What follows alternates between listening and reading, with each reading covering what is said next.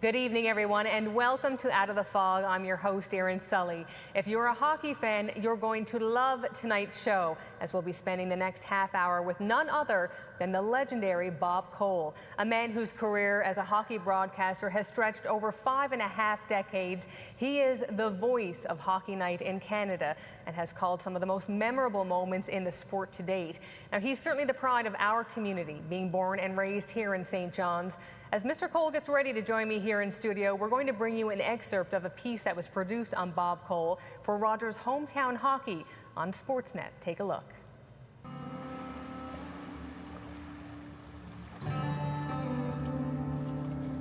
Saturday night in Tampa Bay, it's a big night. Just meeting old acquaintances for a half hour or so, then upstairs to get ready on the booth. Tampa Bay trying to win 3 in a row at home. Let's go upstairs to Greg Millen and Mr. Bob Cole. Atlantic Division matchup tonight. Tampa Bay is just 1 point out of first overall. A 2-on-1 left by Stamkos. Score! And the crowd applauding their team's victory tonight over the Senators of Ottawa. Another one down. Good night, everybody. Every one of us has our favorite Bob Cole call. But for him, one game in particular stands out. The Salt Lake City Joe Sakic goal. The moment was big, and the U.S. was playing Canada, and Canada hasn't won a gold medal in 50 years, and here we are. And then Joe Sakic takes off, and I just was kind of with him, and it's Joe Sakic, and he scored. It was a great moment, you know. So there have been a lot of moments, of course, but Wayne was in a lot of them. They score! Gretzky scores! A lot of them, Steve. Bob Cole has been the English voice of hockey for a generation. He has provided the soundtrack for some of the most memorable moments in the modern history of the game.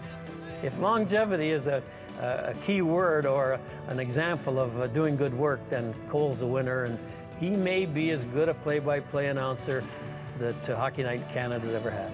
Yeah, I know when I can't do it. When I don't get butterflies like I do now. And the place goes crazy! Oh, this is heaven for me. This is it. They're going home.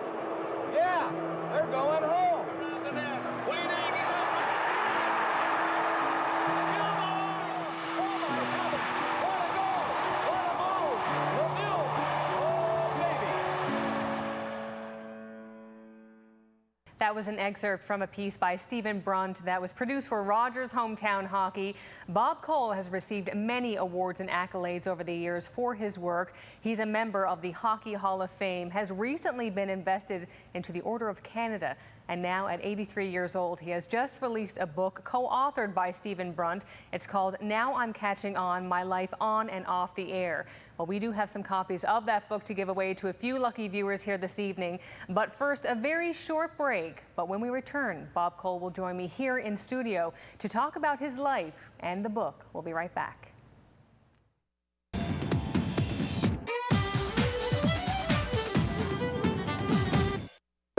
Call the Rogers TV viewer response line, email us, or connect with us on social media.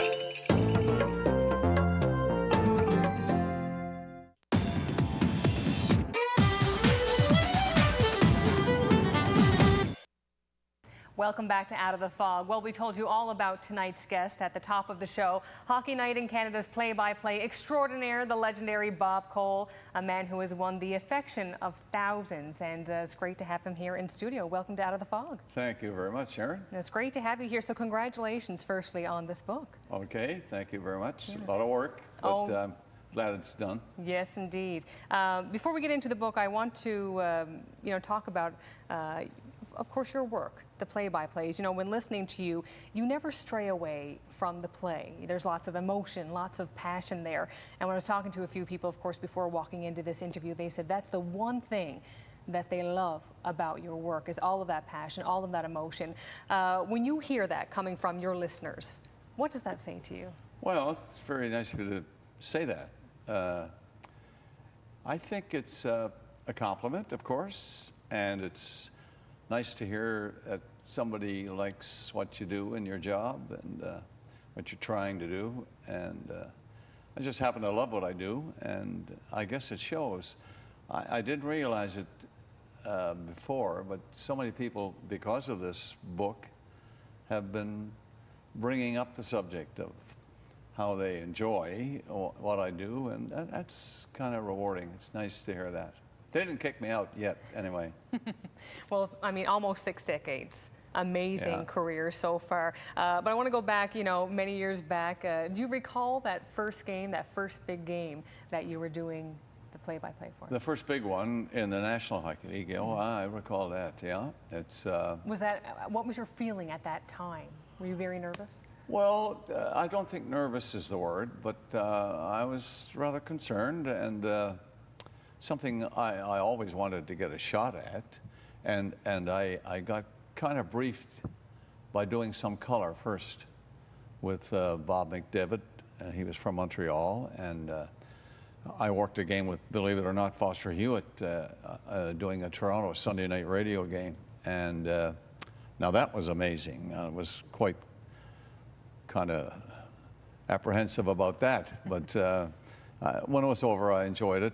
He took me out to dinner, and we had a great time chatting about everything. And finally, I got a chance to do a play-by-play, which is what I wanted to do, and waited my turn patiently, and finally it came.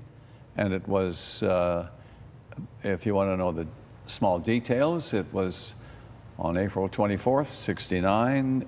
It went to 2 overtimes, and Beliveau got the goal for the Canadians, his only overtime goal, 11:28 of the second overtime. There. So you don't remember it all? Forgotten all about it. A great game to call for sure. You know, a lot of hockey players, of course, have their suspicions or, you know, superstitions or traditions before they walk into the game. I'm just wondering, do you have any of those before you walk in to call a game? Oh, yeah. Little things, well, I'd rather not say what they might be, but I don't want things to happen that I'm not aware of. Like I think I'm a different person when I get in the booth to go to work. And the color guys know that, and they've been excellent because they have their little intricacies also. Mm-hmm. Everybody does.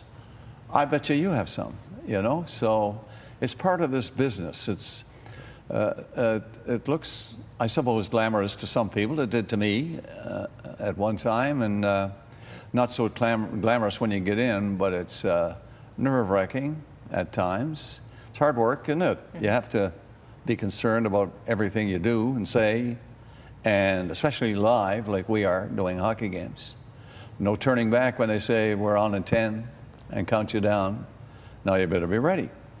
All right. I'm wondering what sparked the idea for this book. It's called Now I'm Catching On, My Life On and Off the Air. What was it that, I guess, made you decide that, you know, I'm gonna kind of put my life in words? I never did consider writing a book. It was mentioned many times by my colleagues at work, co-workers, you know, on the road, traveling, going from city to city, and there are always stories. We all have our own experiences, and quite a few times somebody would say, Bob, you should think about writing a book, you know, put all this stuff down in.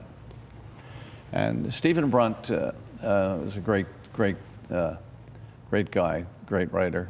He came to St. John's and for ROGERS television out of Toronto, Sportsnet, did a feature for one of the games that I was about to do in Tampa, as it happened. So we did an interview at my home, and they had a camera crew the next morning, and we all went to the airport together. They did some filming, and on the airplane, another crew met me in Tampa, and Bill Wickett, the PR director with the Tampa Bay Lightning, was a fabulous guy. He had everything set up down there so perfectly, and we did the game, and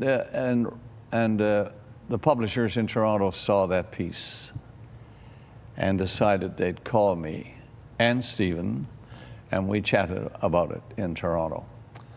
And they pretty well said, you just gotta, you gotta do a book, you know, just sit down and just go through everything you can remember. So Steve and I made a deal. We said, okay, you come to St. John's or I'll go up there, and he came to St. John's. We drove around for hours and taped everything that I could recall, and I found myself going back in time to little things that I thought were insignificant. But it turns out Stephen was, that's a great story, we got to do that. Tell me more about that, or whatever. So it got deeper and deeper, and then the book, and finally, it was over a year ago when we started. It's on the shelf, so I'm glad it's done, and I hope it's a good read. I want to go back to that moment when you said that you were driving around and, you know, Stephen was saying, you know, oh, that's a great story, that's a great story. Was that just the process of, I guess, collecting all these stories? Was that just a great walk down memory lane for you? Wow, was it ever? Dreams began to happen, and the big deal about it was putting it all in a proper order. Once we got talking about this, that, something else, and all the way growing up and high school experiences, and then getting a job in radio at VOCM, and eventually I was playing hockey at the time, but I always wanted to try broadcasting a hockey game. I grew up listening to Foster like many kids did, and I just thought he was a magic guy to be able to have that voice and to bring the game so alive to a listener on radio before TV came here. And then Danny Gallivan, of course, the same thing. They're all so great in their profession. So it was a hobby with me, listening to, I got myself a nice Zenith transoceanic radio, which I still have, it still works. And I listened to hockey games, New York, Jim Gordon, Boston, Fred Cusick, and all the way Detroit, Chicago, everywhere I could get a game. I spent, well, a lifetime listening to hockey games, and then I got a chance to work them. Tell me about that chance that you got to work. You mentioned Foster Hewitt, of course, and influential part, and you speak about him in this book. Yeah. Well, he was the person who really started hockey broadcasting from a phone booth in Toronto. And way back when, somebody thought it might be a good idea to, instead of writing about a game after the fact, put it on the radio somehow. They did it through a phone line, and it caught fire right away. Foster Hewitt. And of course, he had the voice. I mean, magnificent sound. So he was the guy that I listened to a lot growing up, and I never ever thought about I'd be following like in his footsteps, but I got a chance to try it, and I did. I eventually had to quit playing hockey. They asked me at the studio to think about giving it up, and I did radio games and got $5 a game over my salary. That was pretty good. Got to $10, and I got a $15 a game, and so I was heavy duty, you know. So really, in those times, it was great, extra money, and I loved it. And we did over 80 games one year with VOCM. Buckins, Conception Bay, of course, when the CBs got going, and Grand Falls Ankos, and the senior and junior leagues in St. John's, and finally I sent off tapes, samples of games that I've recorded over the years, and finally got a chance to go to Toronto and Montreal and try it, and it kind of worked out. Somebody picked it up and said, we should probably give them a shot, you know, and so they did. Amazing. You write about the art of calling a game in this book. You said, you know, it's not an easy job, but you also talk about how you never stop trying to improve, I guess, your work. Or were you constantly, I guess, just critiquing the games and your play-by-play and how you could personally improve on that? Oh, yeah. I met Foster. I walked in Foster's radio station in Toronto and asked the lady at the reception desk if I could leave something for Foster Hewitt. She said, just a moment, do you have an appointment? No, I don't have an appointment. I just dropped by and I got this tape and I'd like to leave it. And she said, well, just a moment. She called, and she said he would like you to come in, follow me. I managed to stay afoot. I thought I was going to fall over. I mean, I'm going to meet Foster Hewitt now. You weren't expecting that one at all. No. So we sat down, and I said, well, sir, I'd just like to leave this with you, and maybe you could listen to it and critique it for me, and maybe I should look elsewhere for a profession or whatever. And he said, well, Bob, why don't we listen to it now? Caught me off guard, of course, but we walked down the hall, and he got somebody to throw it on a tape machine, and we listened to it for a while. It sounded awful to me, terrible. And Foster listened to it intently, and then we went back to his office and talked to him for over an hour. Wow. Yeah, my two buddies were out in the car and on the street waiting. I was going to be 5 minutes. They're wondering what's happening. 5 minutes turned into an hour and a half. And he began to talk about, first of all, he was very complimentary. He said, well, first of all, you got something going, Bob. I think I like your voice. I like the sound. And okay. So now he said, there are things you've got to think about. And he measured them off and told me all about how you should try to make that game flow for a viewer or a listener on radio. Put the game into some perspective whereby they can feel the game as it gets exciting, and the crowd will help you. Don't worry. That'll come and you'll just roll with it, but don't get up there all the time. You find yourself some levels and use them all if you can. So I began listening to my own tapes at home and try to do what he asked me to try to do, and I think I got some of it anyway. But when you listen to him do a game, you actually could get goosebumps. You know, it was that sound. So that's what I think I tried to do, and hopefully it worked. In the book, you said, I found it interesting that you said, you can do too much research, that you don't want to fill everybody with, too much in the way of facts and stories, but let them kind of sit back and enjoy the game. So I guess in terms of, you mentioned in terms of feeding off the crowd and just letting everybody just, you're calling the game, but just let them just enjoy it and not do, I guess, give too much. Yeah, good for you, Aaron. It's, you can use the crowd to help you broadcasting a game. A pause of 2 or 3 seconds doesn't sound like much, but it's terrific when the crowd is doing something. You play the crowd. And if they're coming strong, don't say anything for a few seconds, and then pick it up again. And I think that's, for me, listening to somebody else do a hockey game, if that doesn't happen, I don't feel good watching the game. I'm not criticizing. I'm just saying it's what makes me comfortable watching a game if I hear it properly, and the crowd. If I talk about too many things, Danny Gallivan told me one time, we got to be great friends, and Danny said, now I'm going to tell you, Bob, they're going to be telling you someday that you need to get more facts into your play-by-play and talk about somebody's past or whatever.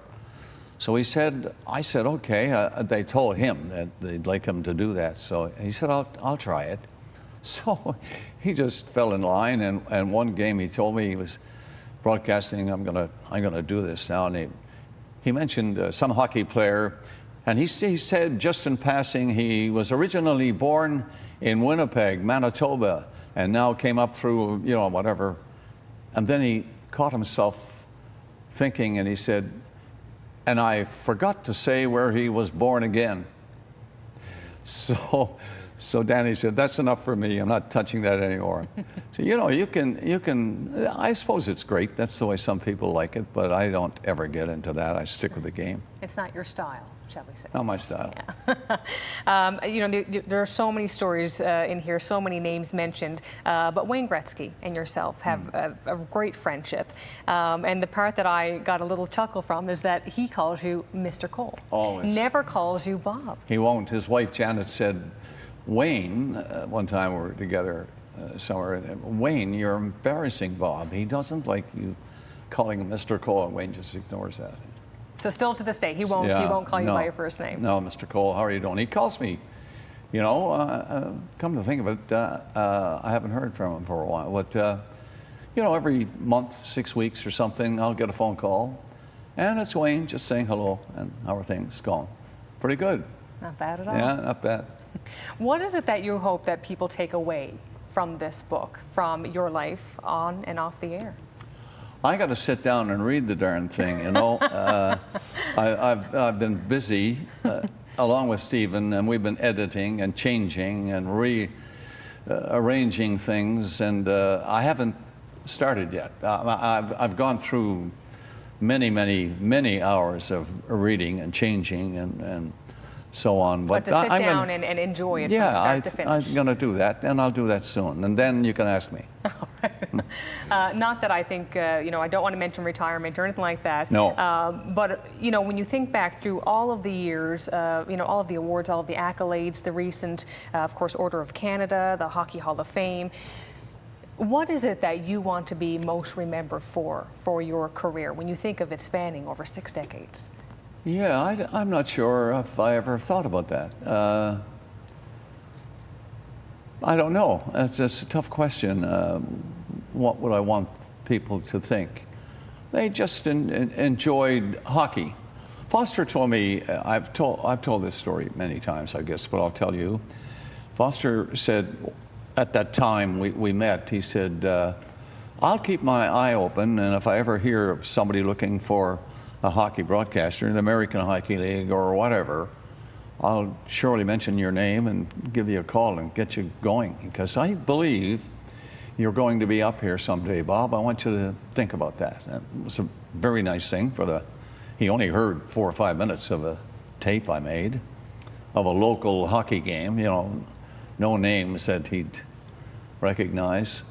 And he said, I believe you'll be up here. And when you do get here, and you do a game, when you get home and you hear people, first when you start, telling you all about the game, that they saw the game, and it was a great game, it was exciting, it was a fabulous hockey game, and they don't bother mentioning your name, you know that you've arrived and you've done your job. Now that's pretty good. You enjoy the game, never mind so-and-so is, I love hearing you or what, or compared to this or what. Just enjoy the game. That's, I would like people to think about. I enjoy the game. Perfect. Well, we're going to leave it there. We are already out of time. I want to thank you very much for joining me here tonight on Out of the Fog. And of course, we'll be hearing you soon in just a matter of a couple of weeks. Yep. Go to Ottawa for the first game this season with the Canadians. Excellent. And Price back in shape by the looks of things, so that's good. All right, and a smile on your face. I know you're looking forward to it. Oh, yeah. Right, all that energy and passion and emotion will come right back on air. Yeah. All right, well, thank you very much. And of course, we have to let our viewers know that we have a couple of copies of your book to give away this evening. So stay tuned. We're going to be back right after this break to tell you all about that. Thanks, Aaron. Call the Rogers TV viewer response line, email us, or connect with us on social media.